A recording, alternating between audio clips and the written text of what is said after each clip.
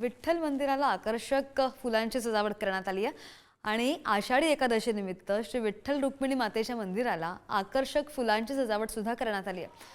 प्रशासनाकडून ही सजावट केली गेलेली आहे आणि सजावटीसाठी जवळपास शेकडो किलो फुलांचा वापर त्यांनी केलेला आहे। यामध्ये झेंडू, शेवंती, अष्ट, 3 प्रकारचे गुलाब, ऑर्किड्स, कार्नेशन, कामिनी आणि अशोकांची पानं इत्यादी फुलांचा वापर करण्यात आलेला आहे। आणि याला थेट आढावा घेत आहेत आमचे प्रतिनिधी अनिकेत गायकवाड। नक्की श्रद्धा, आपण जर पाहायला गेलं तर आज आषाढीच्या एकादशीच्या निमित्तानं पंढरपूरमध्ये वैष्णवांचा मेळा जमलेला आहे आणि त्यानिमित्तानंच विठ्ठल रुक्मिणी मंदिर परिसरामध्ये जे आहे त्या विठ्ठल रुक्मिणी मंदिर परिसराला जे आहे ते फुलांची मोठी आरास जी आहे ती करण्यात आलेली आहे। फुलांची आरास जी आहे ते या विठ्ठल रुक्मिणी मंदिर परिसराला जे आहे ती करण्यात आल्याचं चित्र आपल्याला दिसून येते।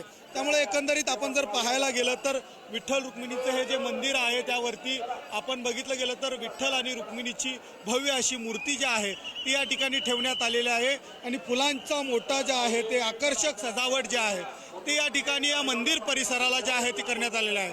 आपण सध्या मुख्य प्रवेशद्वारासमोर आहोत विठ्ठल रुक्मिणीच्या आणि या ठिकाणी आपण पाहायला गेलं तर या ठिकाणी हे माहेर संताचे नामया स्वामी केवया अशा प्रकारचं या ठिकाणी फुलांच्या स्वरूपात जे आहे ते लिहिण्यात आलेलं आहे आणि आपण नामदेव पायरीच्या शेजारी आहोत आणि ही जी फुलांची सजावट जी आहे ती आकर्षक पद्धतीनं जे आहे ती करण्यात आल्याचं चित्र आपल्याला दिसून येते।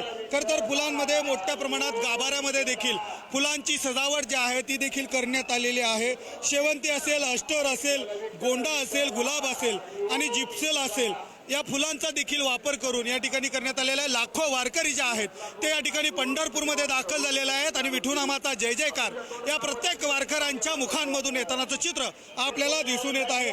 त्यामुळं फुलांच्या सजावटीमुळे मंदिरात जे आहे ते एक उत्साहाचे जे वातावरण जे आहे ते झालेलं आहे।